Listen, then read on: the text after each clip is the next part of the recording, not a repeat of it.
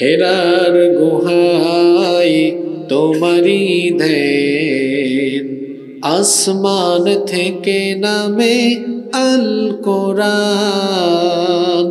হেরার গুহায় তোমারি ধ্যান, আসমান থেকে নামে আল কোরআন।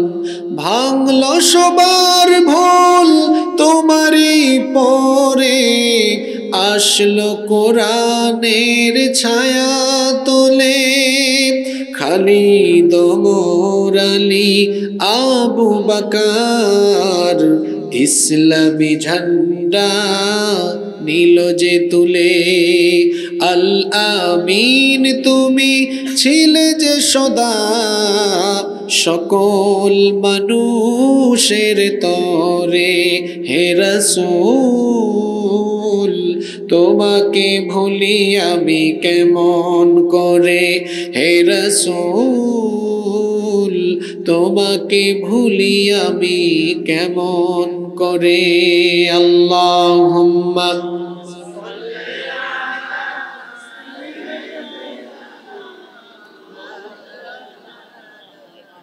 وعلى آل سيدنا। কত ব্যথা কত ভাবে সয়েছ যে তুমি, তোমারই খুনে লাল তায়েফের ভূমি। ফেরেশতা এসে চায় ধ্বংসের হুকুম, লৌহ মাখা মুহাম্মদ প্রাণেতে হাসরাত। হে আল্লাহ দয়া করো এ তায়েফবাসী, ওরা চিনেনি তো আমি যে মুহাম্মদ, হৃদয়ে মুহাম্মদ। আল্লাহুম্মা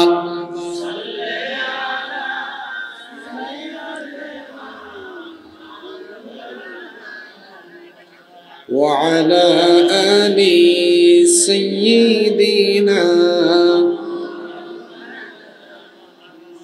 বাংলাদেশের ঐতিহ্যবাহী কুমিল্লা জেলার ১৪ গ্রাম পৌরসভায় অবস্থিত চান্দিশকোড়া যুব সমাজের উদ্যোগে আয়োজিত আজকের এই তৃতীয় বার্ষিক তাফসীরুল কোরআন মাহফিলের সমাপনী অধিবেশনের মোহতারাম শ্রদ্ধাভাজন সভাপতি, বিশিষ্ট ইসলামী চিন্তাবিদ ও শিক্ষাবিদ, ১৪ গ্রাম নজমিয়া কামিল মাদ্রাসার সম্মানিত সিনিয়র শিক্ষক এবং মধ্যম চান্দিশকোড়া দোতলা মসজিদের সম্মানিত খতিব, আমাদের সকলের শ্রদ্ধাভাজন জনাব মাওলানা মোহাম্মদ নিজামউদ্দিন মিয়াজি, হাইয়াহুল্লাহ ওয়া আতালাল্লাহু উমরাহ ওয়া বারাকাল্লাহু ফি হায়াতিহি।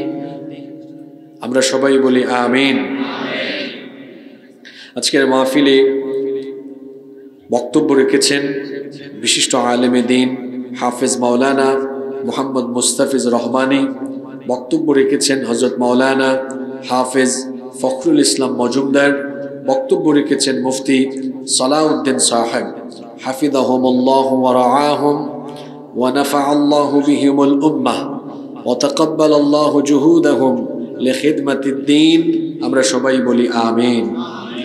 উপস্থিত হযরত উলামায়ে কেরাম, আমার সামনে বসা এই এলাকা, পার্শ্ববর্তী এবং দূরদূরান্ত এলাকা থেকে আগত দিনদার ইমানদার সম্মানিত বাবারা, প্রিয় যুবক তরুণ এবং ছাত্র ভাইয়েরা, পর্দার আড়াল থেকে শ্রবণরতা সম্মানিতা মা এবং বোনেরা, উপস্থিত মিডিয়ার প্রিয় কর্মী এবং সাংবাদিক ভাইয়েরা, প্রিয় চান্দিশকোড়া ১৪ গ্রাম তথা আমার প্রিয় কুমিল্লাবাসী, আপনারা সবাই কেমন আছেন? আমাকেও আপনারা জিজ্ঞেস করেছেন, এজন্য আপনাদের প্রতি শুকরিয়া এবং কৃতজ্ঞতা জ্ঞাপন করছি। আলহামদুলিল্লাহি আলা কুল্লি হাল ওয়া ফি কুল্লি মাকান। আলহামদুলিল্লাহ, মহান রব আমাকেও ভালো রেখেছেন, আমাদের সবাইকে সুস্থতার সাথে বাঁচিয়ে রেখে আজকের এই সুন্দর বরকতময় নান্দনিক এবং জান্নাতি এই আয়োজনে আমাদেরকে শামিল হওয়ার তৌফিক যিনি দান করেছেন, গলার আওয়াজ বড় করে সবাই বলেন তো তিনি কে? সেই মহান রবের জন্য হৃদয়ের সবটুকু ভালোবাসা, আবেগ, অনুভূতিকে উজাড় করে দিয়ে খুশি মনে প্রাণবন্ত আওয়াজে উচ্চ কণ্ঠে কালিমাতুশ শুকর আদায় করে আমরা সকলেই পড়ছি আলহামদুলিল্লাহ। এই রিভার্বটা অন করেন তো। অসংখ্য অগণিত দুরুদ এবং সালাম পেশ করছি খাতামুন নবিয়্যিন, আশরাফুল আম্বিয়া ওয়াল মুরসালিন, রাহমাতাল লিল আলামিন, নবিয়্যুনা ওয়া সাইয়্যিদুনা ওয়া কুদওয়াতুনা মুহাম্মাদুর রাসূলুল্লাহ সাল্লাল্লাহু আলাইহি ওয়াসাল্লামের প্রতি, যাকে আল্লাহ তাআলা রাহমাতাল লিল আলামিন হিসেবে এ ধরার বুকে প্রেরণ করেছেন। আল্লাহুম্মা সাল্লি আলাইহি, আল্লাহুম্মা বারিক আলাইহি। সম্মানিত উপস্থিতি, সময় হচ্ছে মানুষের জীবনের সবচাইতে গুরুত্বপূর্ণ সম্পদ। যে সময় আমাদের জীবন থেকে চলে যায় তা আর কোনোদিন ফিরে আসে না। সেজন্যে কোরআনে কারীমের এই বরকতময় মাহফিলে আমরা অপ্রাসঙ্গিক কথা বলে সময় নষ্ট করতে চাই না। সরাসরি আমরা আল্লাহর কালাম থেকে হেদায়াতের নিয়তে কিছু কথা বলতে চাই এবং শুনতে চাই ইনশাআল্লাহ। আল্লাহ তাআলা আমাদেরকে হেদায়াতের নিয়তে বলার এবং শোনার তৌফিক দান করেন। আমরা সবাই বলি আমিন। মাইকের আওয়াজটা পরিষ্কার করেন, ভেতর থেকে শ্বাস টানে কেন? আর এত মাইক বাইরে লাগাইছেন কেন? এত মাইকের দরকার আছে? ভিতরের সাউন্ড ক্লিয়ার করেন যেন কথা বলতে কষ্ট না হয়। 100-200 মাইক লাগাইয়া বাইরের মানুষকে ওয়াজ শুনতে বাধ্য করেন কেন? যার ইচ্ছে সে এখানে আসবে। ভিতরেরটা ক্লিয়ার করেন। বাইরে ক্লিয়ার থাকলে থাকুক, না থাকলে নাই, প্রয়োজনে বন্ধ করে দেন, ভিতরে ক্লিয়ার রাখেন। সম্মানিত উপস্থিতি, আমরা সময় নষ্ট না করে সরাসরি কোরআনে কারীম থেকে হেদায়াতের নিয়তে আলোচনা শুরু করব ইনশাআল্লাহ। আমি আজ আপনাদের সামনে কোরআনুল কারীমের 30 নম্বর পারায় অবস্থিত 102 নম্বর সূরা সূরাতু আত-তাকাসুর থেকে কথা বলবো ইনশাআল্লাহ। যে সূরা থেকে আমরা আজকে কথা বলবো, সবাই একবার প্রাণবন্ত আওয়াজে বলেন তো সূরাটার নাম কি? সূরাতুত, আরেকবার বলেন, সবাই বলেন, তাকাসুর। আমরা এই সূরা থেকে আলোচনা শুরু করবার আগে সওয়াবের নিয়তে এই সূরাটা সবাই মিলে প্রাণবন্ত আওয়াজে তিলাওয়াত করব, পারবো না ইনশাআল্লাহ? এবং আমার মনে হয় এখানে বেশিরভাগ মানুষের এই সূরাটি মুখস্থ আছে। আমরা সবাই সওয়াবের নিয়তে পড়ব। পড়েন, আউযু বিল্লাহি মিনাশ শাইতানির রাজীম, বিসমিল্লাহির রাহমানির রাহিম। আলহাকুমুত তাকাসুরু হাত্তা যুরতুমুল মাকাবির, কাল্লা সাওফা তা'লামুনা সুম্মা কাল্লা সাওফা তা'লামুন, কাল্লা লাউ তা'লামুনা ইলমাল ইয়াকিন লাতারাউন্নাল জাহিম সুম্মা লাতারাউন্নাহা আইনাল ইয়াকিন সুম্মা লাতুসআলুন্না ইয়াওমাইযিন আনিন নাঈম। আমরা এই সূরার অনুবাদ এবং ব্যাখ্যা একসাথে জানবো। তার আগে এই সূরাটির আলোচনা শুরু করবার আগে সূরার কিছু প্রাথমিক তথ্য আছে, এগুলো আমরা জেনে নিব ইনশাআল্লাহ। এই সূরাটি কোরআনে কারীমের সর্বশেষ পারা অর্থাৎ 30 নম্বর পারায় অবস্থিত। এই সূরার সিরিয়াল নাম্বার হলো 102। কথা বুঝে থাকলে সবাই বলেন তো এই সূরার সিরিয়াল নাম্বার কত? এই সূরাটি মক্কায় নাজিল হয়েছে, এজন্য সূরাটিকে বলা হয় সূরাতুম মাক্কিয়া। এই সূরার রুকু সংখ্যা 1, আয়াত সংখ্যা হলো 8। এবার আমরা এই সূরার প্রাথমিক তথ্য যা জানলাম সবাই একটু বলবার চেষ্টা করবো ইনশাআল্লাহ। সূরার নাম হলো সূরাতুত তাকাসুর। এটা কত নম্বর পাড়ায়? সবাই বলেন না, কত নম্বর পাড়া? 30 নম্বর পাড়ায়। সূরাটা নাজিল হয়েছে মক্কায় না মদিনায়? সিরিয়াল নাম্বার কত? 102। এই সূরার আয়াত সংখ্যা কত? 8। মাশাআল্লাহ, আপনাদের মনোযোগ খুব ভালো আছে। 14 গ্রামের মানুষ বলে কথা, কারণ এই 14 গ্রামের মাটি হলো কোরআন আর ইসলামের ঘাঁটি। সম্মানিত ভাইয়েরা, কোরআনুল কারীমের যে কোনো সূরা বা আয়াতের তাফসীর ভালোভাবে উপলব্ধি করতে হলে সেই সূরা বা আয়াত নাজিলের হিস্ট্রি, ব্যাকগ্রাউন্ড, প্রেক্ষাপট, যেটাকে আরবিতে বলা হয় সাবাবুন নুজুল বা শানে নুজুল জানতে হয়।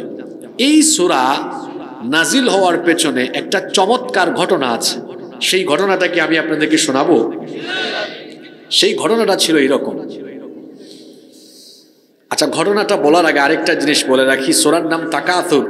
তাকাসুর আরবি শব্দ, এটা এসেছে আরবি কাসরাত শব্দ থেকে। এই কাসরাত শব্দের 3টা অর্থ হয়। একটা অর্থ হলো প্রাচুর্যের প্রতিযোগিতার চেষ্টা করা। আরেকটা অর্থ হলো এক নম্বর অর্থ হলো প্রাচুর্য লাভের চেষ্টা করা। 2 নম্বর অর্থ হলো প্রাচুর্য পাওয়ার পরে আবার পারস্পরিক প্রতিযোগিতা করা। 3 নম্বর অর্থ হলো প্রাচুর্য পাওয়ার পরে পরস্পরে গৌরব বড়াই বা অহংকার করা। এই সূরা নাজিলের পেছনে একটা চমৎকার ঘটনা আছে। নবী করিম সাল্লাল্লাহু আলাইহি ওয়াসাল্লামের 2 দল সাহাবী পরস্পর কথা বলতে বলতে এক দল আরেক দলের সাথে বাদানুবাদে লিপ্ত হয়ে গেলেন। এক দল আরেক দলকে বললেন, আমাদের বংশে অমুক অমুক নামি দামি মানুষ আছে, আমাদের বংশের মধ্যে অমুক ব্যক্তি সম্পদশালী আছে, তোমাদের বংশে কি এমন সম্পদশালী মানুষ আছে নাকি? অপর দল বলল, আমাদের বংশে এমন বড় বড় খ্যাতিমান মানুষ আছেন, তোমাদের বংশে কি এমন খ্যাতিমান মানুষ আছেন নাকি? উভয় দলের সাহাবীরা উভয়ের গৌরব গাথা, বীরত্ব গাথা বর্ণনা করতে করতে করতে করতে তারা কবরস্থানে গেলেন। যাওয়ার পরে তাদের পিতৃপুরুষ পূর্বপুরুষদের মধ্য থেকে যারা বীর ছিলেন তাদের কবরের পাশে গিয়ে কবরগুলো দেখিয়ে দেখিয়ে বললেন, আমাদের বংশে এই এই বীর ছিলেন। অন্যরা বলল, আমাদের বংশে অমুক ছিলেন তমুক ছিলেন। 2 দল যখন উভয়ের বীরত্ব গাথা, উভয়ের প্রাচুর্য, সম্পদ, যশ, খ্যাতি এগুলোর বড়াই আর গৌরব আরম্ভ করলেন, আল্লাহ তাআলা এই বিষয়টির নিন্দা জানিয়ে তখন একটি সূরা নাজিল করে দিলেন, আলহাকুমুত তাকাসুরু হাত্তা যুরতুমুল মাকাবির। আলহাকুমুত তাকাসুর, প্রাচুর্যের প্রতিযোগিতা তোমাদেরকে মোহাচ্ছন্ন করে রেখেছে। কে কার থেকে বেশি সম্পদ, কে কার থেকে বেশি খ্যাতি, কে কার থেকে বেশি ক্ষমতা গ্রহণ করবে, কে কার থেকে কত বেশি দুনিয়ায় বড় হবে, এই প্রতিযোগিতায় তোমরা মত্ত হয়ে হাত্তা যুরতুমুল মাকাবির, এইরকম করতে করতে করতে করতে তোমরা কবর পর্যন্ত চলে যাও। সাহাবীদের উভয় গ্রুপের নিন্দা করে এই সূরাটা যিনি নাজিল করেছেন, গলার আওয়াজ বড় করে সবাই একবার বলেন তো তিনি কে?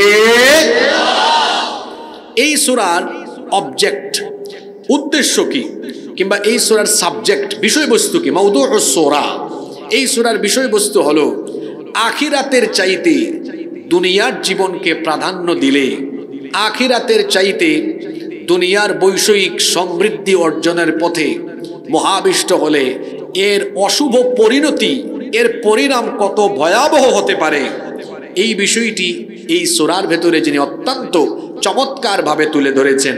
কে? আল্লাহ তাআলা সূরাটা শুরু করছেন কিভাবে? আপনাদের মনোযোগ আছে না গেছে? আল্লাহ তাআলা শুরু করছেন সওয়াবের নিয়তে আমার সাথে বলেন, আলহাকুমুত তাকাসুরু হাত্তা যুরতুমুল মাকাবির।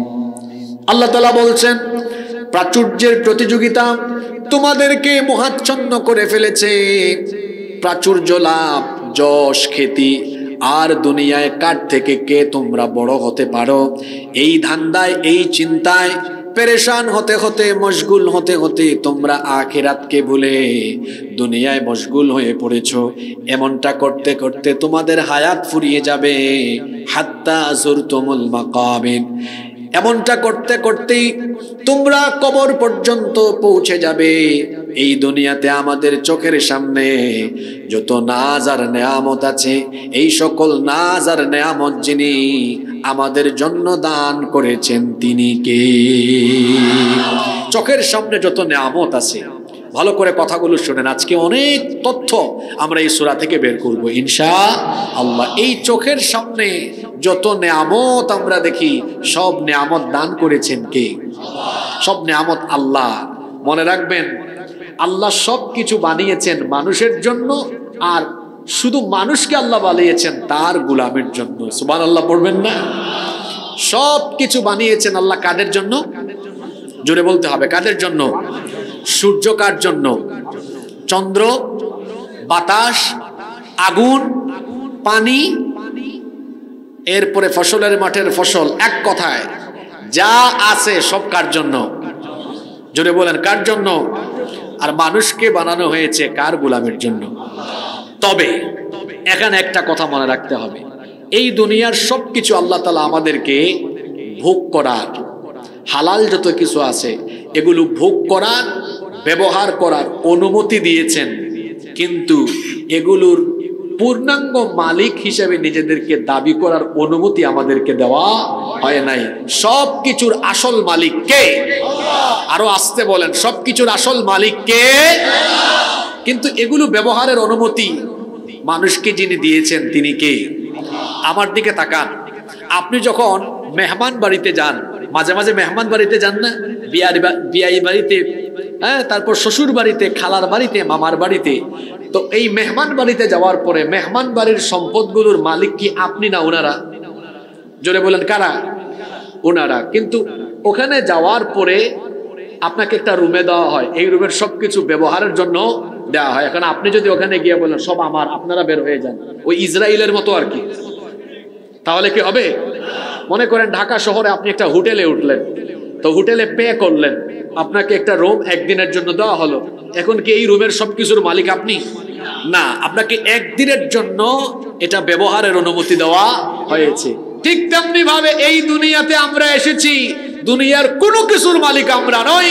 আমরা দুনিয়াতে অল্প কিছু সময় থাকবো, তবে কত সময় থাকবো আমরা কেউ জানেন না। কেউ জানেন কত সময় থাকবো? আমরা কেউ জানি না। যতক্ষণ আছি ততক্ষণ আল্লাহর দেওয়া নেয়ামতের মধ্যে যা হালাল আছে এগুলো ভোগ করার পারমিশন আমাদেরকে দিয়েছেন কে? আশ্চর্যের ব্যাপার, দুঃখের ব্যাপার, যে নেয়ামত আল্লাহ মানুষের জন্য দান করেছেন, সেই নেয়ামতগুলো পাওয়ার পরে মানুষ এগুলোর প্রতি এত বেশি মহাবিষ্ট হয়েছে, সে মনে করেছে এগুলোই আমার আসল সম্পদ, সে মনে করেছে এগুলোই আমার সব। অথচ আল্লাহ বলছেন না, এগুলো তোমার সব না, বরং দুনিয়াতে যত ভোগ্য পণ্য, যত নেয়ামত দেওয়া হয়েছে এগুলো আল্লাহ শুধু ব্যবহারের অনুমতি দিয়েছেন। এগুলো ব্যবহার করে করে করে করে গোলামি করতে হবে কার? কিন্তু এগুলা আপনার জন্য আসল নয়। রব্বুল আলামিন কোরআনুল কারীমের 3 নম্বর সূরা, সূরা আলে ইমরানের 14 নম্বর আয়াতে বলছেন, যুয়িনা লিন-নাসি হুব্বুশ শাহাওয়াতি মিনান নিসাই ওয়াল বানিনা ওয়াল কানাতিরিল মুকান্তারাতি মিনাল যাহাবি ওয়াল ফিদ্দাতি والخيل المسومة والأنعام والحرث ذلك متاع الحياة الدنيا والله عنده حسن المآب। আল্লাহ তাআলা বলছেন মানুষের জন্য মানুষের জন্য প্রবৃত্তি, নারী সন্তানাদি, স্বর্ণরৌপ্যের বস্তু, তারপরে উৎকৃষ্ট ঘোড়া, চতুষ্পদ জন্তু এবং চাষাবাদ, এগুলোকে দুনিয়ার জীবনের জন্য, মানুষের জীবনের জন্য সুশোভিত করে দেওয়া হয়েছে। যালিকা মাতাউল হায়াতিদ দুনিয়া, এগুলো হলো দুনিয়ার ভোগ্য সামগ্রী, এগুলো আল্লাহ মানুষকে ব্যবহারের অনুমতি দিয়েছেন। কিন্তু অনেক মানুষ মনে করেছে এগুলাই মনে হয় আমার জন্য সব। আল্লাহ বলছেন না, ওয়াল্লাহু ইনদাহু হুসনুল মাআব, আল্লাহর কাছে আরো উত্তম প্রত্যাবর্তন স্থল হিসাবে আখিরাতে দুনিয়ার চাইতে আরো দামি দামি নিয়ামত আছে না নাই? আসতে বলবেন না, জোরে বলেন আছে না নাই? এজন্য রব্বুল আলামিন কোরআনুল কারীমের 87 নম্বর সূরা সূরাতুল আ'লা এর 16 এবং 17 নম্বর আয়াতে বলছেন, বাল তুসিরুনাল হায়াতাদ দুনিয়া ওয়াল আখিরাতু খায়রুন ওয়া আবকা। তোমরা দুনিয়ার জীবনকে প্রাধান্য দিচ্ছ, মনে করছো দুনিয়ায় যা আছে এগুলোই তোমাদের সব, এগুলোই সফলতা। আল্লাহ বলছেন না, আল্লাহ তাআলা বলছেন ওয়াল আখিরাতু খায়রুন ওয়া আবকা, দুনিয়ার তুলনায় আখিরাত হলো তোমাদের জন্য আরো উত্তম। আখিরাতে তোমাদের জন্য আরো উত্তম আবাসস্থল, উত্তম নিয়ামত আমাদের জন্য রেখেছেন কি? কিন্তু আশ্চর্যের ব্যাপার হলো, মানুষ দুনিয়াতে আল্লাহর যে নিয়ামত দেখেছে, এই নিয়ামত পেয়ে মনে করছে এটাই তার সব, এর পিছনে মত্ত হয়ে তার দুনিয়ার গুরুত্বপূর্ণ সময় নষ্ট করতে করতে করতে করতে করতে করতে তার জীবনটাকে শেষ করে দিচ্ছে। আমার দিকে তাকান আর আল্লাহর কথাগুলো আজকে শুনেন। এই দুনিয়াতে যত সম্পদের মালিকই আপনি হন না কেন, বলেন তো কোনো সম্পদ নিয়ে কি আপনি কবরে যেতে পারবেন? জোরে বলেন, যত সম্পদের মালিকই হন না কেন, কোনো সম্পদ নিয়ে কি কবরে যেতে পারবেন? আরে কবরে যাওয়া তো দূরের কথা, দুনিয়ার পেছনে পড়ে আপনি যদি দুনিয়ার সম্পদ, যশ, খ্যাতি, ক্ষমতা এগুলোর দিকে দৃষ্টি দিয়ে আপনি যদি মনুষ্যত্ববোধ আপনি যদি ভুলে যান, কবরে যাওয়ার আগেই হারাম পন্থায় দুনিয়ার প্রতি আকৃষ্ট হয়ে গেলে পরে দেখা যাবে জুলাই আর আগস্টের মতো সম্পদের পাহাড় রেখে চোরের মতো দেশ ছেড়ে পালিয়ে যেতে হবে। কবর তো বহু দূরে, কবর তো বহু দূরে। আপনাদের এই 14 গ্রামের অবস্থা তো বড় ভয়াবহ ছিল। 15 বছর আল্লাহর কুতুবেরা এই 14 গ্রাম বাজারের আশপাশে, মিয়া বাজারে, সোয়াগাজীতে মেইন স্পটে মাহফিল করতেই দেয় নাই। যেখানেই মাহফিল সেখানেই তারা বাধা দিয়েছে, তারা আল্লাহর কোরআনের মাহফিল বন্ধ করেছে। আজ আল্লাহ তাআলা তাদের গোটা কার্যক্রম বন্ধ করে দিয়েছে। এটা কার বিচার? জোরে বলেন, কার বিচার? আল্লাহর বিচার। ইন্না বাতশা রাব্বিকা লাশাদীদ, নিশ্চয়ই আল্লাহর ধরা সহজ না কঠিন? আল্লাহ ধরে না, ধরে না, ধরে না। যখন আল্লাহ ধরে তখন আল্লাহ ছাড়ে না। গত 15 বছর নিরপরাধ আলেম উলামাদেরকে গ্রেফতার করে করে জেলখানায় ঢুকিয়ে আলেমদেরকে কষ্ট দিয়েছে যারা, আলেমদের বদদুয়ার ফলে চোরের মতো দেশ থেকে পালিয়ে গিয়েছে তারা। তবে যারা মানুষ খুন করে দেশ থেকে পালিয়ে গিয়েছে, অবশ্যই তাদেরকে দেশে ফিরিয়ে এনে উপযুক্ত বিচার করতে হবে। এজন্য ইউনূস সাহেবকে বলবো, আপনি সংস্কারের কাজ করবেন পরে। যারা মানুষকে দিনের আলোতে প্রকাশ্য খুন করেছে, খুনের হুকুম দিয়েছে, এই দেশের সকল বিষয়ে সংস্কার হবে পরে, খুনিদের খুনের বিচার হবে আগে। সম্মানিত ভাইয়েরা, আল্লাহকুমুত তাকাসুর, প্রাচুর্যের প্রতিযোগিতা তোমাদেরকে মোহাচ্ছন্ন করে ফেলেছে। দুনিয়ার যশ, খ্যাতি, অর্থ, বিত্ত, ক্ষমতার পেছনে ছুটতে ছুটতে ছুটতে ছুটতে আখিরাতকে তোমরা ভুলে গিয়ে দুনিয়া নিয়ে পড়ে আছো। হাত্তা যুরতুমুল মাকাবির, যতক্ষণ না কবর জিয়ারত হয়, যতক্ষণ না তোমরা কবরের সাথে সাক্ষাৎ করো, ততক্ষণ পর্যন্ত দুনিয়ার পেছনে পড়ে থাকতে থাকতে থাকতে থাকতে আখিরাতকে ভুলে দুনিয়ার প্রতি মোহাবিষ্ট হয়ে তোমরা তোমাদের জীবনটাকে তছনছ করে দিচ্ছ। কথাটা কার? জোরে বলেন, কথাটা কার? আমার প্রিয় 14 গ্রামবাসী, আখিরাতের তুলনায় এই দুনিয়াটা কতটা তুচ্ছ খেয়াল করে আপনি এই আয়াতগুলো খেয়াল করেন। পাহাড়ের চেয়ে যেমন ক্ষুদ্র বস্তু, কিংবা সাগরের বিশাল জলরাশি থেকে আঙ্গুলের মাথায় লেগে থাকা পানি যেমন খুব ক্ষুদ্র, আবার বলছি শোনেন, পাহাড়ের চেয়ে ক্ষুদ্র বস্তু, মনে করেন এই যে টিস্যু, পাহাড় বড় না এটা বড়? জোরে বলে না, পাহাড় বড় না এটা বড়? পাহাড়ের তুলনায় এটা কিছু হইল? পাহাড়ের চাইতে এই টিস্যুর বাক্স। তারপরে সাগরের বিশাল জলরাশি, আটলান্টিক প্রশান্ত মহাসাগর তো সবচেয়ে বড়, 16,54,00,000 বর্গ কিলোমিটার তার আয়তন। আল্লাহু আকবার। তো এই প্রশান্ত মহাসাগরের তুলনায় কেউ যদি সাগরে এরকম আঙ্গুলটা চুবায়া আঙ্গুলটা তুলে, আঙ্গুলে যে পানি, প্রশান্ত মহাসাগরের তুলনায় এই পানি তেমন কিছু। পাহাড়ের তুলনায় টিস্যুর বাক্স যেমন, আর সাগরের বিশাল জলরাশির তুলনায় আঙ্গুলের কোনায় লেগে থাকা পানি যেমন ক্ষুদ্র, আখিরাতের তুলনায় দুনিয়া এর চেয়ে আরো তুচ্ছ, আরো নগণ্য, আরো ক্ষুদ্র। আল্লাহু আকবার।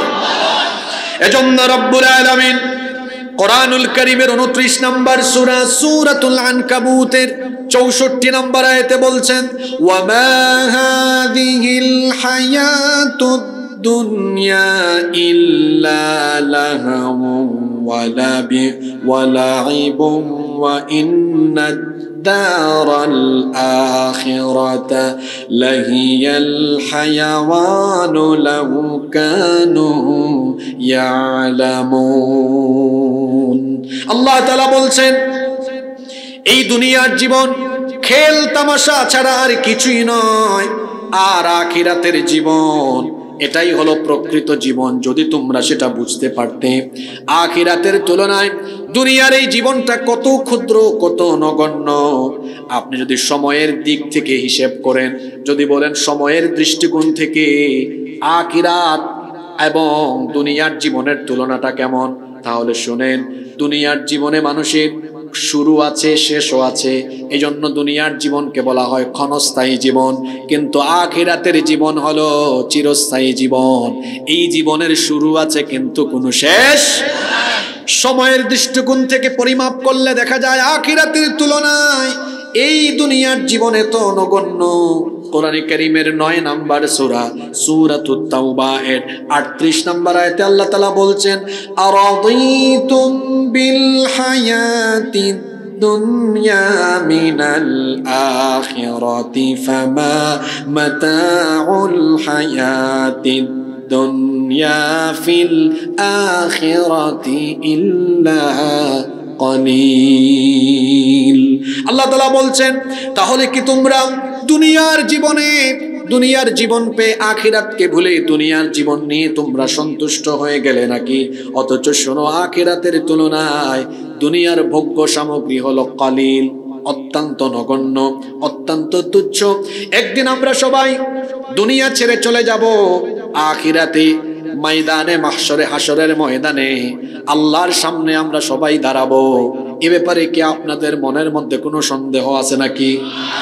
আল্লাহ তাআলা যেদিন আমাদেরকে হাসরের মাঠে একত্রিত করবেন, সেই দিন আল্লাহ তাআলা হাসরের মাঠে আমাদেরকে একত্রিত করার পরে আমাদের কাছে মনে হবে আখিরাতের তুলনায় এই দুনিয়ার জীবনে আমরা কতক্ষণ সময় ছিলাম। আল্লাহ তাআলা বলছেন কোরআনে কারীমের 10 নম্বর সূরা ইউনূসের 45 নম্বর আয়াতে আল্লাহ তাআলা বলছেন, ওয়া ইয়াউমা ইয়াহশুরুহুম কাআল্লাম ইয়ালবাসু ইল্লা সাআতাম মিনান নাহারি ইয়াতাআরাফুনা বাইনাহুম قد خسر الذين كذبوا بلقاء الله وما كانوا مهتدين।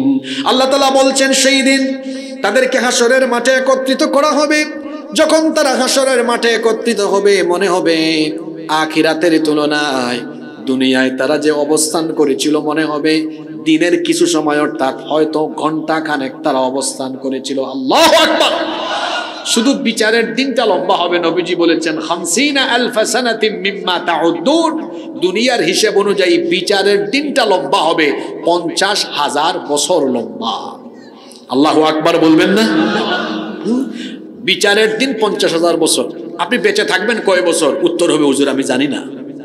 তো 60-70 বছর যদি বেঁচেও থাকেন, শুধু বিচারের দিন এর তুলনায় আপনার বেঁচে থাকার সময়টা খুব বেশি না খুব কম? জোরে বলেন, খুব বেশি না খুব কম? কিয়ামতের দিন আল্লাহ তাআলা হাসরের মাঠে মানুষকে জিজ্ঞেস করবেন। কোরআনে কারীমের 23 নম্বর সূরা, সূরা মুমিনুনের 112 নম্বর আয়াত থেকে আল্লাহ বলছেন, ক্বালা কাম লাবিথতুম ফিল আরদি আদাদা সিনিন ক্বালু লাবিথনা ইয়াওমান আও বা'দা ইয়াওমিন ফাসআলিল আদিন। আল্লাহ বলছেন তাদেরকে জিজ্ঞেস করা হবে, কাম লাবিথতুম ফিল আরদ, তোমরা দুনিয়াতে কতক্ষণ ছিলে? তারা বলবে সম্ভবত ইয়াউমান আও বা'দা ইয়াউম, একদিন বা অর্ধেক দিন, এই রকম সময় হয়তো দুনিয়ায় ছিলাম, এখন এটাই মনে হচ্ছে। আল্লাহু আকবার।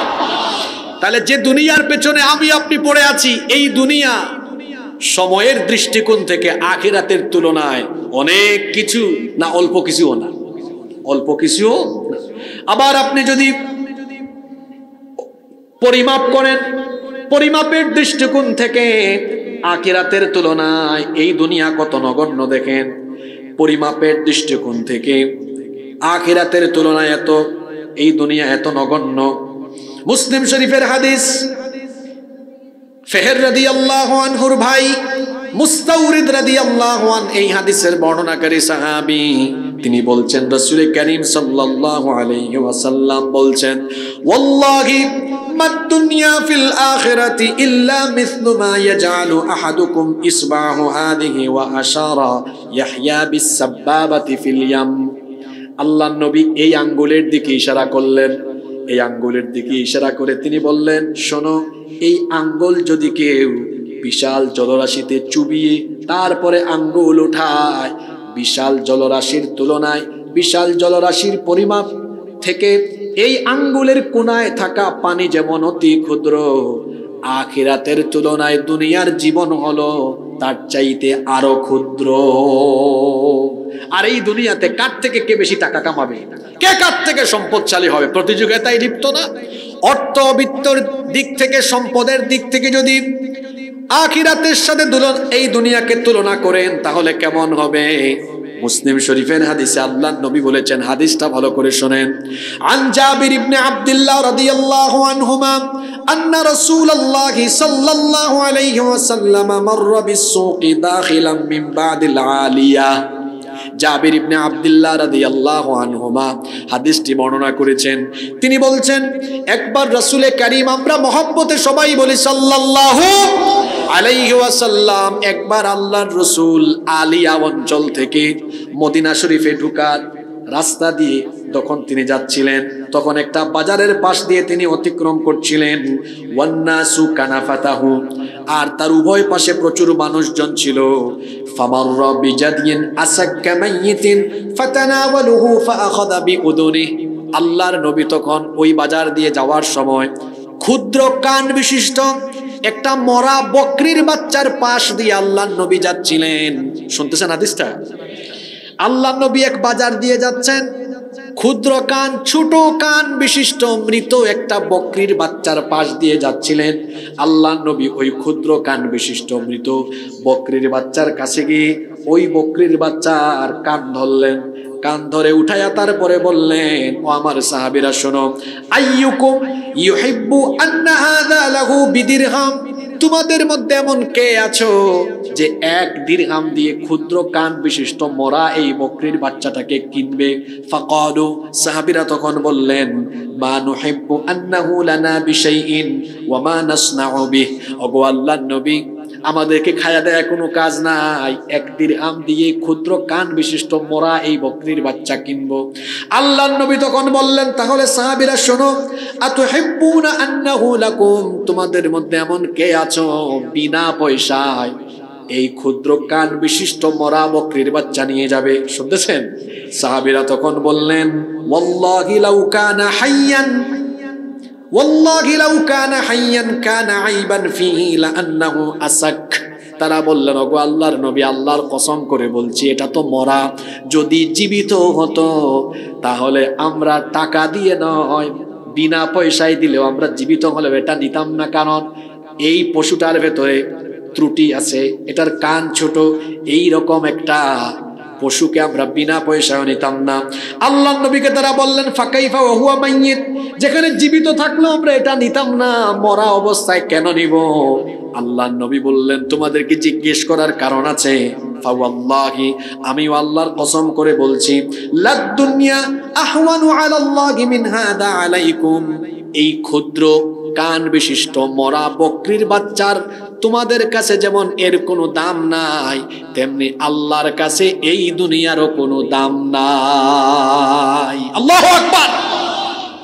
আমি এখন আমাদের ভাষায়, বাংলা ভাষায় বুঝাই বলে, 14 গ্রামে কোনো মরা পশু টাকা দিয়ে কেউ কিনবেন? জোরে বলেন, কিনবেন? আল্লাহর রাসূল বলছেন, তুমি যেমন টাকা দিয়া না, কেউ যদি মাগনা দেয়, বিনা পয়সায় দেয়, তাও নিবেন? বিনা পয়সায় কেউ যেমন মরা পশু নিবে না, আল্লাহর রাসূল বলছেন যেভাবে মরা পশু সবাই তুচ্ছ তাচ্ছিল্য হিসাবে এটাকে গ্রহণ করে না, ঠিক তেমনি ভাবে আখিরাতের তুলনায় এই দুনিয়া কিছুই। এবার আসেন, আপনি যদি আয়তনের দিক থেকে আখিরাতের সাথে দুনিয়াকে তুলনা করেন তাহলে কেমন হবে? এই হাদিসটি বর্ণিত হয়েছে বুখারী শরীফে। আল্লাহর নবী বলেছেন, মাউদিউ সাউতিন ফিল জান্নাতি খায়রুম মিনাদ দুনিয়া ওয়া মা ফিহা। আল্লাহর নবী বলেছেন, জান্নাতের এক চাবুক পরিমাণ জায়গা এই দুনিয়া এবং দুনিয়ায় যা কিছু আছে, দুনিয়ার সব কিছুর তুলনায় জান্নাতের এক চাবুক পরিমাণ জায়গা তার চাইতে আরো উত্তম। সুবহানাল্লাহ পড়তে ইচ্ছে করে না? এই দুনিয়ার সকল নিয়ামতের চাইতে, আপনারা বলেন তো, দুনিয়ার সকল সম্পদ মিলে কি জান্নাতের এক মুঠো জায়গা পরিমাণ সমান দামি হতে পারবে? জোরে বলেন, দামি হতে পারবে? সেই দুনিয়া নিয়ে মানুষ পড়ে আছে। আল্লাহর নবী বলেছেন, লাউ কানাতিদ দুনিয়া তা'দিলু ইনদাল্লাহি জানাহা বাউদাতিন মা সাকা কাফিরাম মিনহা শারবাতাম মা। আল্লাহর নবী বলেছেন, আল্লাহর কাছে যদি এই দুনিয়ার দাম একটা মশার ডানা সমপরিমাণ হতো, তাহলে দুনিয়ার কোনো কাফেরকে এক ঢোক পানিও গিলতে দিতেন না। যদি এই দুনিয়ার দাম আল্লাহর কাছে একটা মশার ডানা পরিমাণ হতো, একজন কাফিরকে আল্লাহ পানিও দিতেন না। আল্লাহর কাছে এই দুনিয়ার কোনো দাম নাই। ঠিক তেমনি মুমিনের কাছেও দুনিয়া বড় না আখিরাত বড়? যদি বলেন, দুনিয়া বড় না আখিরাত বড়? আপনাদের কাছে দুনিয়া বড় না আখিরাত বড়? আখিরাত যদি বড়ই হয়, তাহলে কেন আমরা দুনিয়ার পিছনে পড়ে পড়ে আখিরাতকে ভুলে যাই? দুনিয়াবি কাজে কেন আমরা আল্লাহর কাজ ভুলে যাই? নিজের বিবেককে আপনি প্রশ্ন করেন। ঘুমায় গেছেন নাকি আপনারা? কারণ মূল ওয়াজ শুরু হয়েছে তো মাত্র, ঘুমাইয়েন না আপনারা। আপনারা একটু আগে জবাব দিলেন, হুজুর আমাদের কাছে দুনিয়ার চাইতে আখিরাত বড়। তো ঠিক আছে, আপনার প্রশ্নের উত্তর দিয়ে এখন আপনারা আমি প্রশ্ন করি, যদি আপনার কাছে দুনিয়ার চাইতে আখিরাত বড় হয়, তাহলে কেন দুনিয়াবি কাজ করতে গিয়ে আখিরাতের কাজ আপনি বাদ দিয়ে দেন? ব্যবসা করেন, চাকরি করেন, দুনিয়ার কাজ করেন, অসুবিধা নাই। কিন্তু দেখা যায় দুনিয়ার কাজ করতে গিয়ে আখিরাতের জন্য আল্লাহর কাজ, নামাজ আমাদের অনেকের বাদ পড়ে যায় কি যায় না? আরো জোরে বলেন, যায় কি যায় না? দুনিয়ার কাজে যারা আখিরাতের কাজ করতে ভুলে যায়, এই লোকগুলো আসলে আখিরাতের প্রতি মনোযোগী নয়। এই লোকগুলোর কাছে আখিরাতের চাইতে দুনিয়াটাই বড়।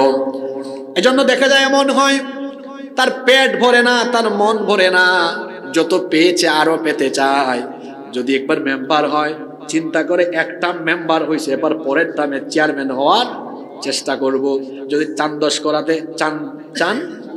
চান্দিশ করাতে যদি একটা বাড়ি বানায়, চিন্তা করবে একেবারে হাইওয়ের সাথে যদি বাড়িটা বানানো যায়। হাইওয়েতে যদি বাড়ি বানাতে পারে, চিন্তা করবে কুমিল্লা শহরে যদি একটা ফ্ল্যাট কেনা যায়, বাড়ি করা যায়।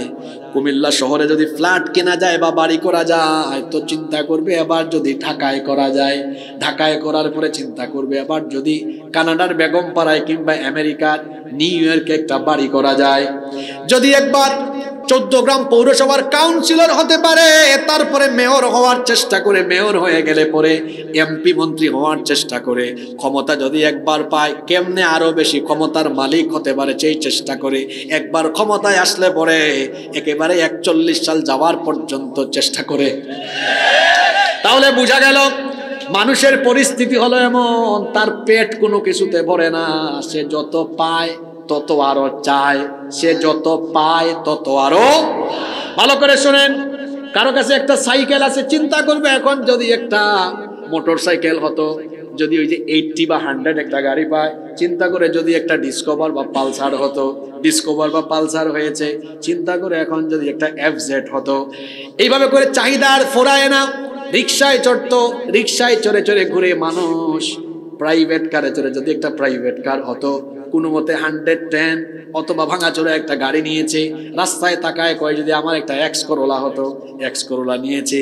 চিন্তা করে এখন যদি একটা এলিয়ান বা প্রিমিও হতো, এলিয়ান বা প্রিমিও নিয়েছে, মন ভরে না, কয় যদি একটা হেরিয়ার হইতো, হেরিয়ারে চড়ে তাও তার মন ভরে না, কয় যদি আলফার্ড হইতো, ল্যান্ড ক্রুজার হইতো, ল্যান্ড ক্রুজারে চললো, কয় এখন যদি রেঞ্জ রোভার বা BMW হইতো।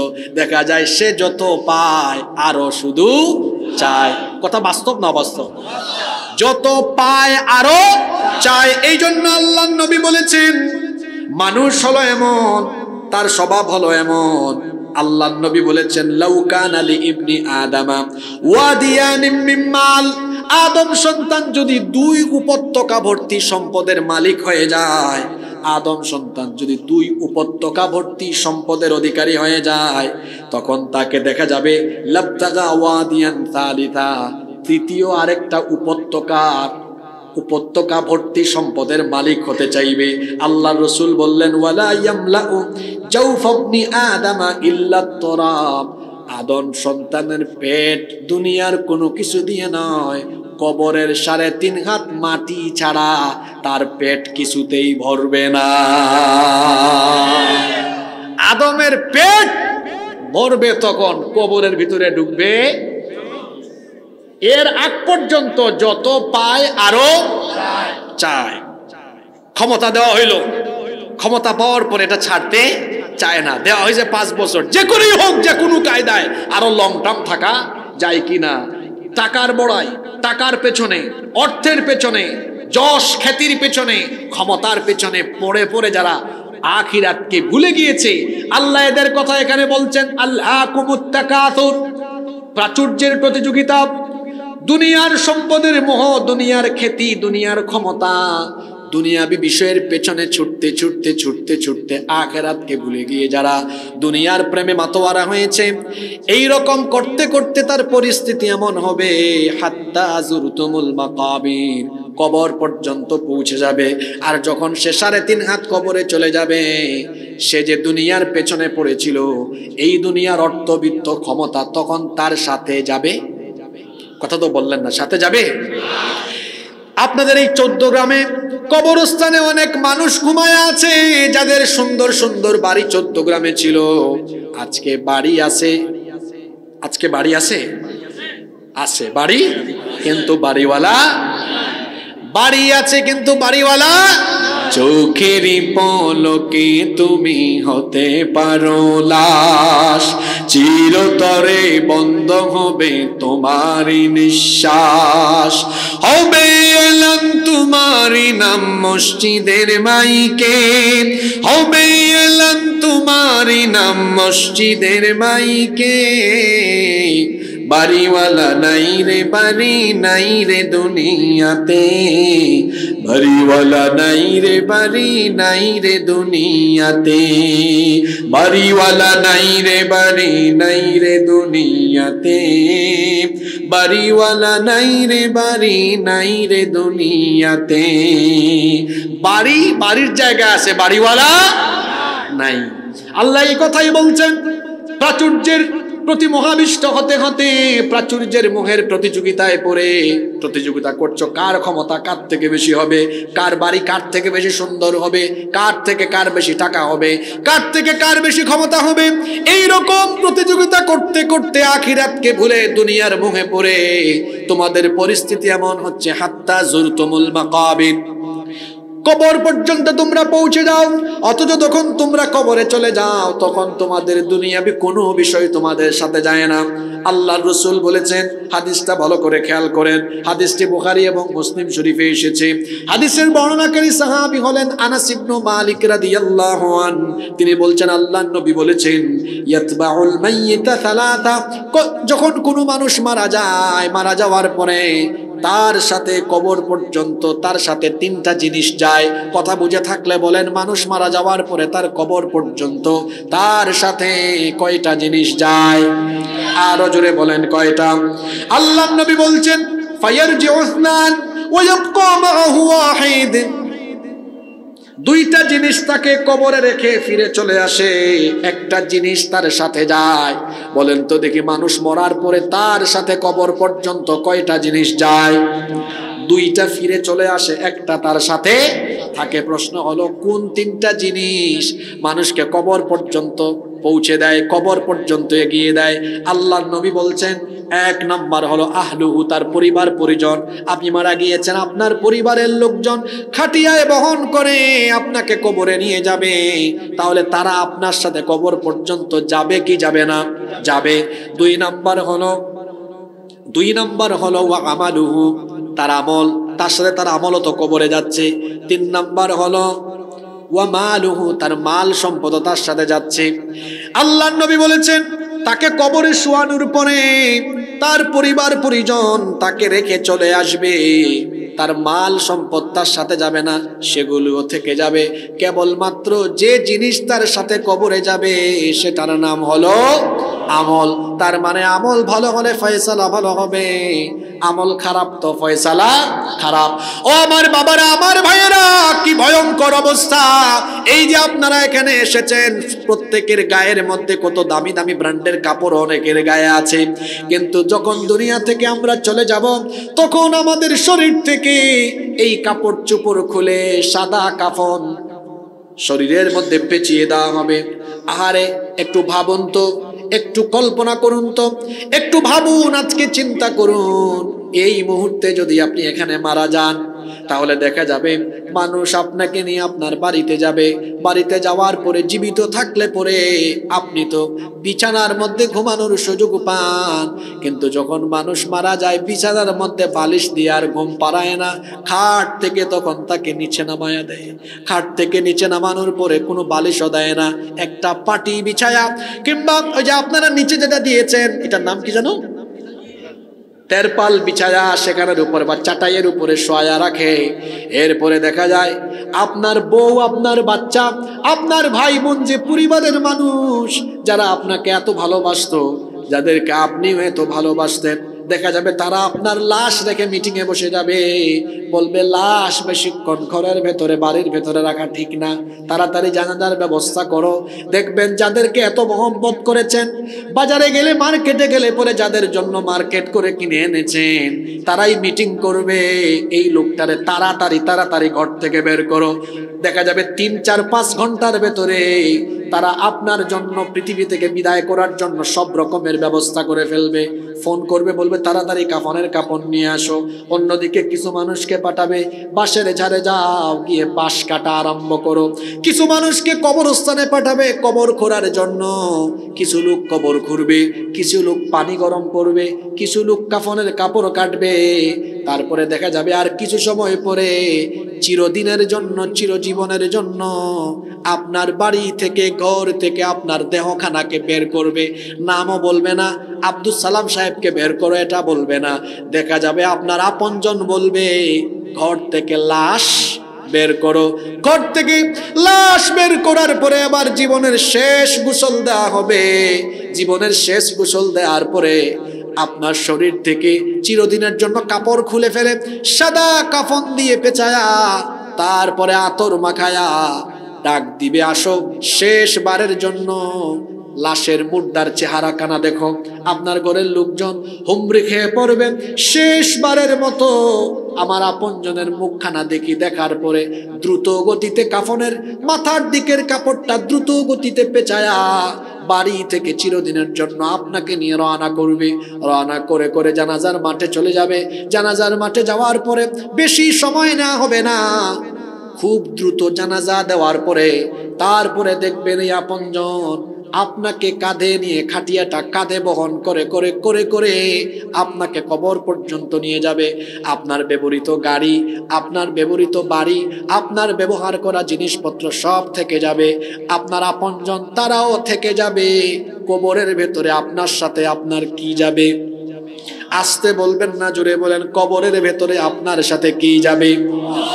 শুধু আমল যাবে। দুনিয়ার এই 20, 30, 40, 50, 60 বছরের হায়াত, এটা তো আল্লাহ দিয়েছেন তার গোলামি করার জন্য। আখিরাতে আপনি যেন আল্লাহর দরবারে আল্লাহর গোলাম হিসেবে নিজেকে উপস্থাপন করে বিচারের দিনে আল্লাহ তাআলার রাজি খুশি নিয়ে আপনি যেন আল্লাহর জান্নাতে যেতে পারেন, এই জন্য দুনিয়ার জীবনে আপনাকে পাঠিয়েছেন কে? আশ্চর্য ব্যাপার, সেই আল্লাহ যে উদ্দেশ্যে পাঠালেন সেই উদ্দেশ্য পূরণ না করে দুনিয়ায় কে কার থেকে বেশি কামাবে, কে কার থেকে বেশি বড় হবে, কে কার থেকে বেশি ক্ষমতা গ্রহণ করবে, এই রকম প্রাচুর্যের পেছনে ছুটতে ছুটতে, প্রতিযোগিতা করতে করতে আল্লাহ বলছেন আল্লাহ কুমুত্তাকাসুরু হাত্তা যুরতুমুল মাকাবির। এই প্রাচুর্যের প্রতিযোগিতা করতে করতে করতে করতেই সে কবর পর্যন্ত পৌঁছে যায়। যাওয়ার সময় তার উপার্জিত কোনো কিছু নিয়ে যেতে পারে? আসতে বলবেন না, জোরে বলেন পারে? একটা ঘটনা আমার মনে পড়লো, মহাবীর আলেকজান্ডারের ঘটনা। মহাবীর আলেকজান্ডার তিনি মৃত্যুর আগে তার সৈন্যদেরকে ডেকে এবং তার গুরুত্বপূর্ণ ব্যক্তিদেরকে ডেকে তিনি তার শেষ 3টা ইচ্ছার কথা বলে গেলেন। জোরে বলেন তো কয়টা? শেষ 3টা ইচ্ছা বললেন, শোনো আমি তোমাদেরকে 3টা নসিহত করে যাচ্ছি, অবশ্যই আমার এই নসিহতগুলো তোমরা পূরণ করবে। 1, আমি মারা যাওয়ার পরে আমার খাটিয়া, আমার ব্যক্তিগত ডাক্তার যারা আমাকে চিকিৎসা দিত, সেই চিকিৎসক ডাক্তারদেরকে বলবো আমার খাটিয়া যেন বহন করে। 2, আমার যত উপার্জিত সোনা রূপা, উপার্জিত যত কিছু আছে, এই স্বর্ণরৌপ্য যে রাস্তা দিয়ে আমার লাশ নেওয়া হবে সেই রাস্তায় এই সোনা রূপা বিছিয়ে দিবা। শুনতেছেন আপনারা? 3 নাম্বার, আমি মারা যাওয়ার পরে খাটিয়ায় আমার লাশ রাখার পরে আমার এই 2টা হাত খাটিয়ার 2 দিকে এমনে করে ঝুলায় রাখবা। কয়টা কথা বললো? এরা শুনে বলল, আপনি এই আশ্চর্যজনক 3টা নসিহত কেন করেছেন? তিনি বললেন, আমি এই 3টা নসিহতের মাধ্যমে পৃথিবীর মানুষকে 3টা শিক্ষা দিতে চাই।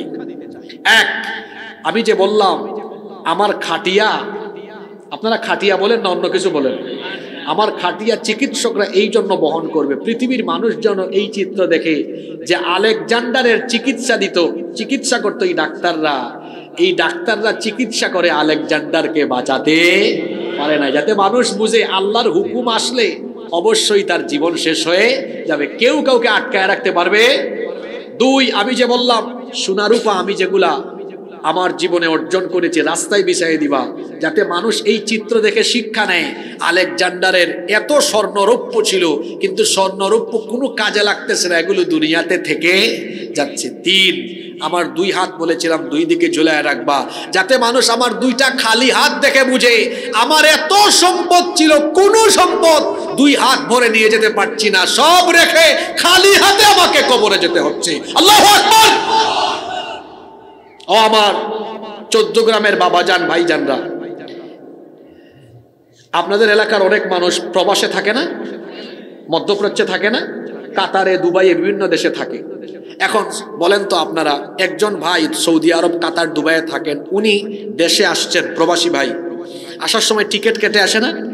টিকিট কেটে আসে, তো আসছে গত নভেম্বর মাসের 4 তারিখ, আসার সময় আবার যাওয়ার টিকিটও করে আসছে, চলে যাবে ফেব্রুয়ারির 6 তারিখ।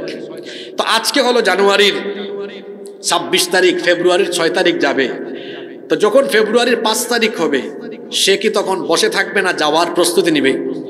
সে যদি জানে ফেব্রুয়ারির 6 তারিখ বিকাল 3টায় ফ্লাইট, দেখবেন 5 তারিখেই লাগেজ টাগেজ গুছাইয়া যাওয়ার সব প্রস্তুতি নিয়ে বসে আছে। আমার দিকে তাকান, আল্লাহর এই কথাগুলো শুনেন। একজন বিদেশগামী যাত্রী, সে তার যাওয়ার, তার যাত্রার, তার ফ্লাইটের সময় জানে, তারিখ জানে। আমরা যারা দুনিয়াতে আছি আমরাও প্যাসেঞ্জার, আমরা হলাম পরকাল যাত্রী। জুড়ে বলেন তো আমরা কি যাত্রী? আবার বলেন আমরা কি যাত্রী?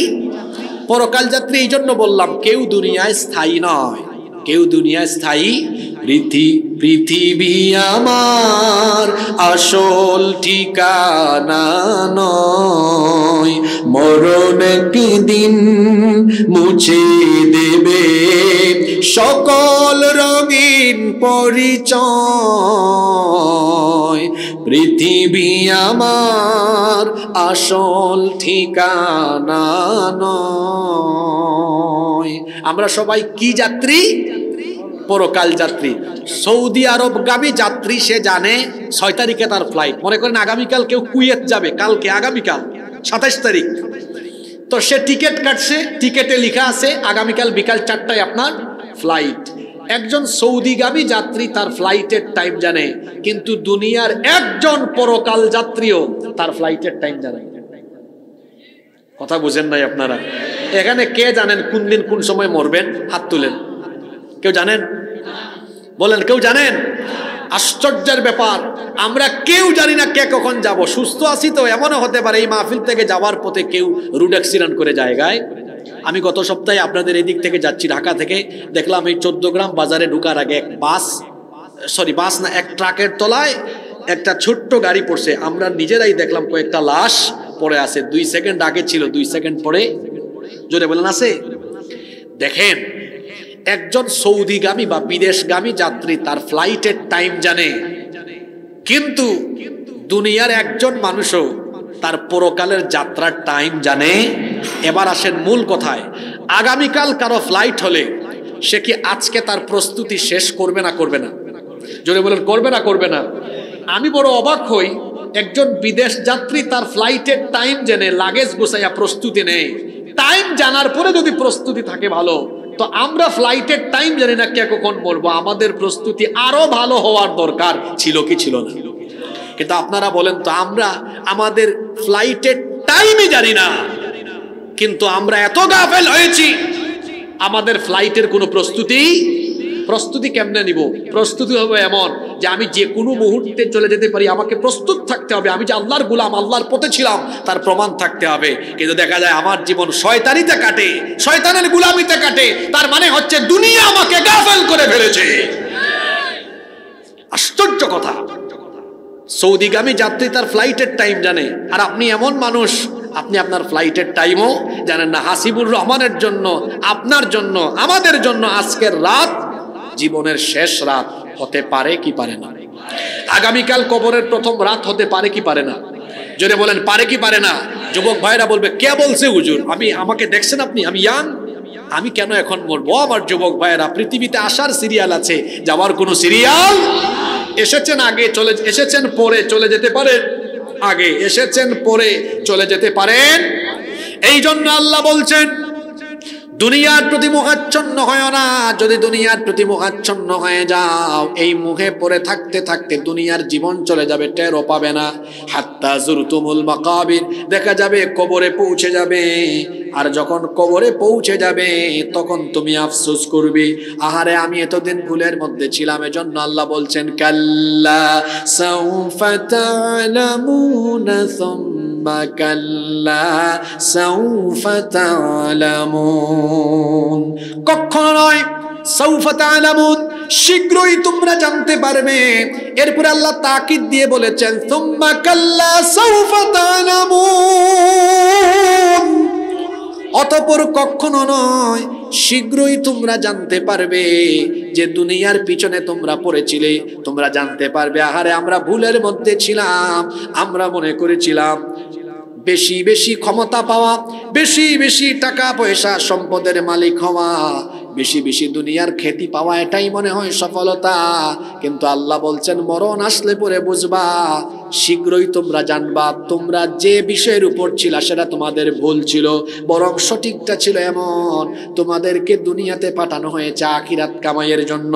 অতঃপর শীঘ্রই তোমরা জানবে যে দুনিয়ার পিছনে তোমরা পড়েছিলে সেটা তোমাদের ভুল ছিল। কাল্লা লাউ তা'লামুনা ইলমাল ইয়াকিন, কখনো নয়, যদি তোমরা ইয়াকিনের ভিত্তিতে জানতে, তাহলে তোমরা দুনিয়াতে এরকম সময় নষ্ট তোমরা করতে না। আখিরাতকে ভুলে গিয়ে যারা দুনিয়ার পেছনে পড়ে আছো, শোনো, লাতারাবুন ইন্নাল জাহিম সুম্মা লাতারাবুন্নাহা আইনাল ইয়াকিন। অবশ্যই তোমরা জাহান্নাম দেখবে, অতঃপর অবশ্যই তোমরা ইয়াকিনের ভিত্তিতে চাক্ষুষ নিজের চোখে জাহিম দেখবে। জাহিম দেখবে, জাহান্নাম দেখবে। জাহিম হলো জাহান্নামের এমন একটা বিশেষ জায়গা, এখানকার বাসিন্দা হবে কারা?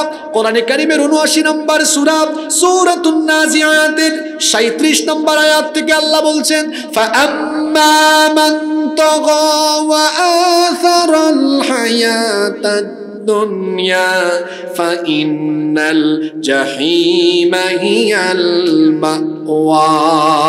অতএব যারা সীমালঙ্ঘন করেছে এবং আখিরাতের চাইতে দুনিয়ার জীবনকে প্রাধান্য দিয়েছে, আখিরাতের তুলনায় দুনিয়ার জীবনকে প্রাধান্য দিয়েছে যারা, জাহান্নামের অধিবাসী হবে তারা।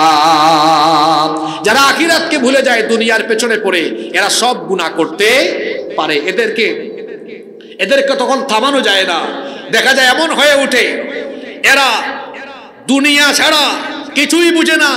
তার দুনিয়াবি স্বার্থ হাসিলের জন্য সে যা মন চায় তাই করতে পারে। দেখা যায় মানুষ খুন করত, তখন সে দ্বিধাবোধ করে না। যারা আখিরাতকে ভুলে গিয়ে দুনিয়ার পেছনে পড়ে থাকে, এরা এত কঠোর হয় এবং এরা এত নিষ্ঠুর হয়, এরা চোখের সামনে মানুষ খুন করে ফেলবে। আপনারা বলেন তো, আখিরাতে আল্লাহর কাছে যাব, আখিরাতে আল্লাহর কাছে জবাব দেওয়া লাগবে, এই ভয় অন্তরে থাকলে কেউ চুরি করবে, ডাকাতি করবে, মানুষ খুন করবে? কিন্তু যখন আখিরাতের ভয় চলে যায়, আখিরাতের বিশ্বাস যখন অন্তরে থাকে না, তখন দেখা যায় এরা ক্ষমতা পেলেও অদ্ভুতপূর্ণ অহংকারী আচরণে মেতে উঠে। তখন দেখা যায় কথাবার্তায়, চলনে বলনে ব্যবহারে অহংকারের বহিঃপ্রকাশ পায় কি পায় না? জোরে বলেন, পায় কি পায় না? দেখেন না, এক গ্রুপ বলতো পালাবো না, পালিয়ে কোথায় যাব, বলতো কি না? জোরে বলেন, বলতো কি না? এরপরে আমার দেশে আরেক রাবেয়া বসরি ছিলেন না, তিনি বলতেছেন পালিয়ে যাই না, আমি বলছিল না আমি পালিয়ে যাই না। দেখা গেল যখন এই দেশের মানুষ সবাই ঐক্যবদ্ধ হয়ে যখন জুলুমের বিরুদ্ধে দাঁড়িয়েছে, তখন দেখা গিয়েছে এই রাবেয়া বসরি কাউকে কিছু না জানিয়ে তার দলের নেতা কর্মীদেরকে বিপদের মুখে ফেলে চন্ডির মতো দেশ থেকে বাড়িয়ে চলে গিয়েছে। আপনি এমন পাতি নেতা, ওই যে প্রত্যেকটা গ্রামে গঞ্জে দেখবেন কিছু পাতি নেতা আছে না? গত 15 বছর আপনারা দেখছেন, তার নেতা থাকে ঢাকায়, সে তাকে চান্দিশ করে। তার কি ভাব, আরে বাপরে বাপ, মাহফিল করতে গেলেও বলে পোস্টারে আমার নাম থাকা লাগবে, আমার অনুমতি নেওয়া লাগবে, আছে না নাই? আমি এইসব চামচা, এই পাতি নেতাদেরকে বলছি, তোমার নেতা নেত্রী তার তো টিকিট কাটার পয়সা যেভাবেই হোক চুরি ডাকাতি কইরা করছে, দেশ থেকে চলে গিয়েছে। তোমার মতো পাতি নেতা তো চট্টগ্রাম এয়ারপোর্টে, ঢাকা এয়ারপোর্টে যাওয়ার ভাড়ার পয়সাও নাই। তুমি যে এরকম চামচামি করো, আবার এখনো দেখা যায় ফেসবুকে তুমি লেখালেখি করো, তুমি তো বেহায়া কেন? তোমার লজ্জা নাই, তোমার শরম নাই? যারা তোমার মতো কর্মীকে বিপদের মুখে ফেলায় নিজের স্বার্থে সেই এক্সিট নিয়ে দেশ ছেড়ে পালিয়েছে, তুমি এখনো তার গুণকীর্তন করো। তোমার মতো বেহায়া আসমানের নিচে জমিনের উপরে আর হতে পারে না। তোমার শরম নাই, লজ্জা করে না, শরম লাগে না? হ্যাঁ, নিজে আরাম করে চলে গিয়েছে, তোমারে বিপদের মুখে ফেলায়া চলে গিয়েছে, তুমি এখনো তার বন্দনা গাও। বেহায়া, বেশরম, ব্যক্তিত্ব বলতে কিছুই তার ভেতরে না। সম্মানিত ভাইয়েরা, দুনিয়া দুনিয়া দুনিয়া এটা কেমন? এটা এমন তুচ্ছ, এখানে আমরা আসি, আমরা কে কখন চলে যাব আমরা কেউ জানি? বলেন, আমরা কেউ জানি? এজন্য বেশি বড়াই করবেন না। মানুষ অহংকারের কোনো যোগ্যতাই রাখে না। মানুষ কেন অহংকার করতে পারবে না? কারণ হলো অহংকারের কোনো যোগ্যতা মানুষের নাই। এবার বলি, কোন যোগ্যতাটা না থাকার কারণে মানুষ অহংকার করতে পারে না? যে যোগ্যতা না থাকার কারণে মানুষ অহংকার করতে পারে না, সেটা হলো মানুষের কোনো স্টেবিলিটি নাই, স্থায়িত্ব নাই, মানুষের জীবনের কোনো স্থায়িত্ব নাই, এমনকি মানুষের কোনো কিছুর কোনো স্থায়িত্ব। বলেন, আমাদের জীবনের স্থায়িত্ব আছে? ক্ষমতার স্থায়িত্ব আছে? নাই। টাকা পয়সার স্থায়িত্ব আছে? নাই। সকালবেলার ধনীকে বিকেল বেলা রাস্তার ফকির বানায় দিতে পারেন কে? এজন্য টাকা পয়সা হলে অহংকার করবেন না, কারণ সকালবেলার ধনীকে বিকেল বেলা আল্লাহ রাস্তার ফকির বানায় দিতে পারেন। ক্ষমতা পেলেও ক্ষমতার অহংকার করবেন না, কারণ আপনাকে ক্ষমতায় বসাইছেন যিনি ক্ষমতা থেকে নামাতে পারেন তিনি, এজন্য ক্ষমতার বড়াই করবেন না। কারণ সকালবেলার ক্ষমতাসীন ব্যক্তিকে বিকেল বেলা জুতার বাড়ি খাওয়ায়া জেলখানায় যিনি ঢুকায় দিতে পারেন তিনি কে? এজন্য বড়াই বা অহংকার করা যাবে না। হাদিসে কুদসিতে আল্লাহ বলেছেন, আল কিবরিয়া উরিদাই, অহংকার আমার চাদর। যে মানুষ অহংকার করে সে আল্লাহর চাদর নিয়ে টানাটানি করে। আল্লাহু আকবার। আল্লাহ তাআলা বলছেন, যারা এভাবে দুনিয়ার পেছনে পড়ে থাকবে অবশ্যই তারা জাহান্নামের আগুন দেখবে, জাহান্নামে তাদের অবস্থান হবে। এরপরে আল্লাহ শেষ করছেন এভাবে, সুম্মা লাতুসআলুন্না ইয়াউমাইযিন আনিন নাঈম। কথায় আছে শেষ ভালো যার, সব ভালো। শেষ আয়াত শুনেন, এখানে শেষ আয়াতে অনেক শিক্ষা দীক্ষা আমাদের জন্য আছে না নাই? জন্য আমরা সবাই মোনাজাত করে উঠবো ইনশাআল্লাহ। আমরা কি 5-7 মিনিট ধৈর্য ধরে বসতে পারবো না? কারা কারা পারবেন না হাত তুলেন। আসলে সবাই পারবে, 1-2 জন না বুঝা তুলছে। সবাই আমরা 5-7 মিনিট ধৈর্য ধরে থেকে মোনাজাত করে উঠতে পারবো না ইনশাআল্লাহ? জোরে বলে ইনশাআল্লাহ। অতঃপর সব নিয়ামত সম্পর্কে জিজ্ঞেস করবেন কে? আল্লাহর নিয়ামত কত গণনা করা যাবে? ওয়া ইন তাউদ্দু নি'মাতাল্লাহি লা তুহসুহা ইন্নাল্লাহা লাগফুরুর রহিম। কোরআনে কারীমের 16 নম্বর সূরা নাহলের 18 নম্বর আয়াতে আল্লাহ বলছেন, আর যদি তোমরা আল্লাহর নিয়ামতের গণনা আরম্ভ করো, গুনতে থাকবা, গুনে গুনে শেষ করতে পারবা না, কিয়ামত হয়ে যাবে। আল্লাহর নিয়ামত গুনে গুনে শেষ করা যাবে না। আল্লাহর নিয়ামত কত সেটা কি আমরা কেউ গুনে গুনে বলতে পারবো? এদিকে তাকান, বেঁচে আছেন কার নিয়ামতে, কার দয়ায়? বেঁচে থাকার জন্য সবাই এই যে নিঃশ্বাস নেন না, হ্যাঁ, প্রতি মিনিটে কয়বার নেন?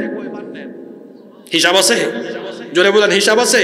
আচ্ছা, অক্সিজেন ছাড়া এখানে কেউ কি বেঁচে থাকতে পারবেন? এই অক্সিজেন দেন কে? আচ্ছা বলেন তো, আপনারা প্রতিদিন কতটুকু অক্সিজেন নিয়ে বেঁচে থাকেন?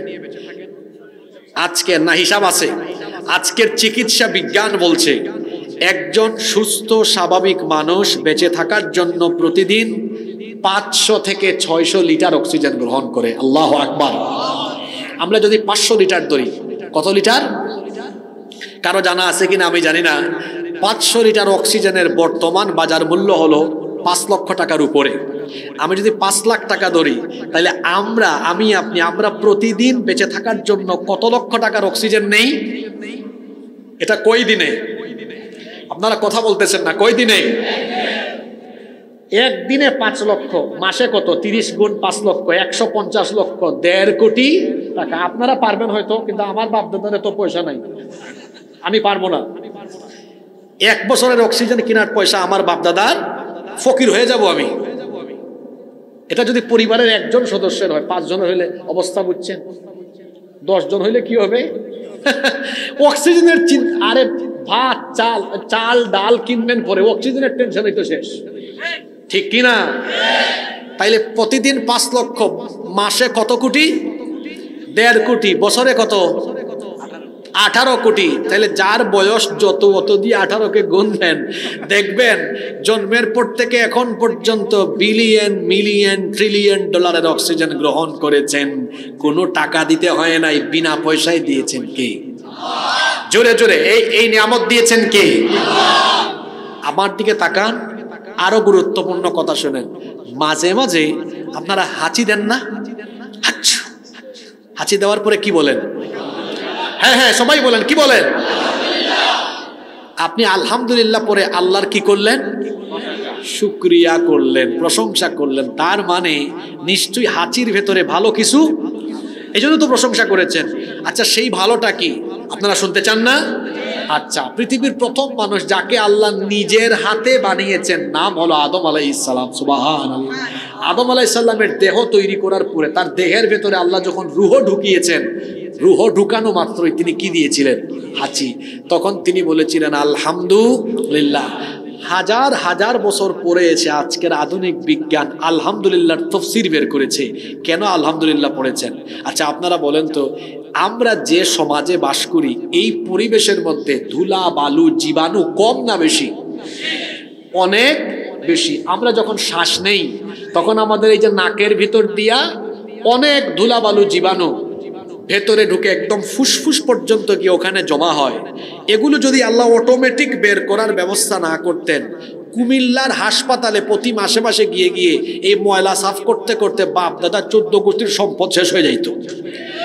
কিন্তু এগুলো পরিষ্কার করার জন্য কোনো হাসপাতালে কারো যাওয়া লাগে না। আল্লাহ বলতেছেন, শোন বান্দা, এই মাঠে যত ধুলাবালু থাকুক সব তোর নাকের ভেতর সবও ঢুকে আমি আল্লাহ অটোমেটিক বাইর করার ব্যবস্থা করছি।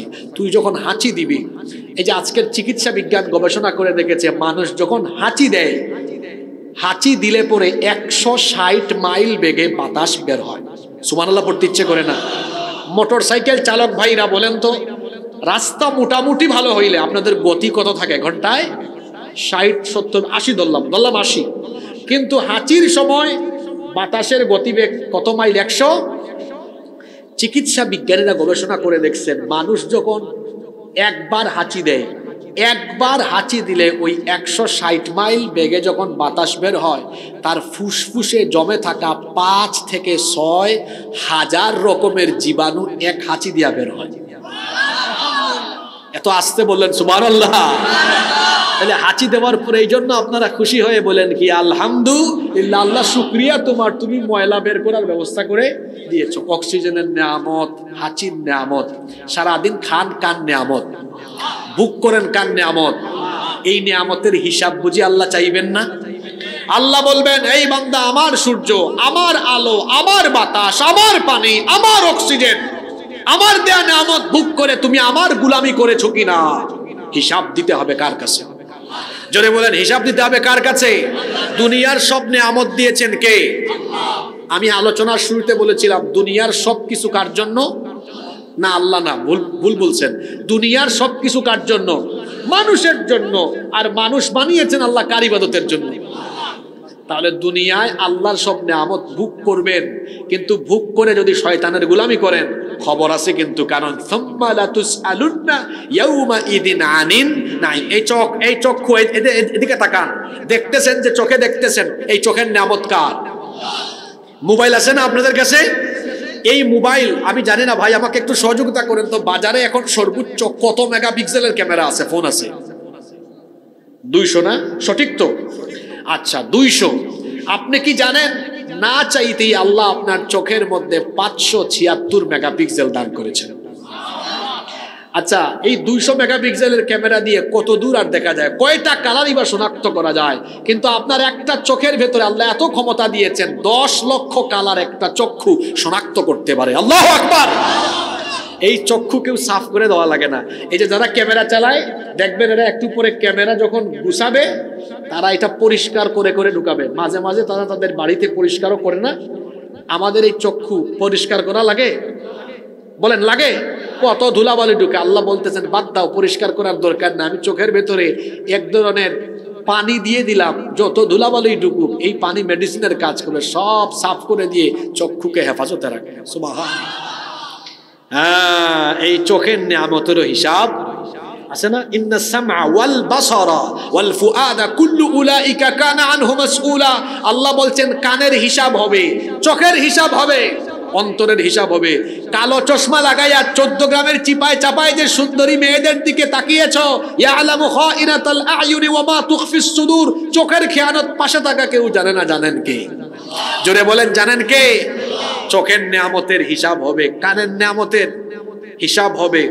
এক কথায়, আপনাকে আল্লাহ যত নিয়ামত দিয়েছেন, সব নিয়ামত সম্পর্কে কিয়ামতের দিন জিজ্ঞেস করবেন যিনি। জোরে বলেন, তিনি কে?